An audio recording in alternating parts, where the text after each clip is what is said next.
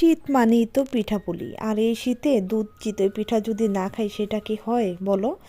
এক চুলায় গুড়টাকে জাল দিয়ে সুন্দর করে নিল, আর এদিকে দুধটা জাল দিয়ে গুড়ের সঙ্গে মিক্সড করে দিল। তারপরে চিতই পিঠাগুলো কুসুম কুসুম গরমে ভিজিয়ে নিল। ভিজিয়ে নেওয়ার পরে প্রায় 2-3 ঘন্টা গেলে একদম পিঠাগুলো সুন্দর ভিজে যাবে। তারপরে দেখা যাবে 2-3 ঘন্টা পরে যদি কেউ মন চায় খেতেও পারবে।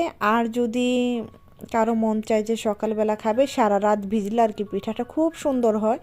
আর এদিকে কিন্তু পিঠাগুলো দিতে দিতে একদম হাঁড়িটা পুরা ভর্তি হয়ে গেছে। আর এখানে কিন্তু শুধু ঘন করে দুধ আর গুড় দিয়ে কিন্তু পিঠাটা ভিজানো হয়েছে। এখানে কিন্তু একদম খাঁটি গায়ে দুধ দিয়ে পিঠাটা ভিজানো হলো। আর এখানে কিন্তু এক ফোঁটাও পানি দেওয়া হয় না। এদিকে কিন্তু হাঁড়িটা একদম ভরে গেছে, তাই অন্য একটা হাঁড়িতে দিয়ে দিল ঘন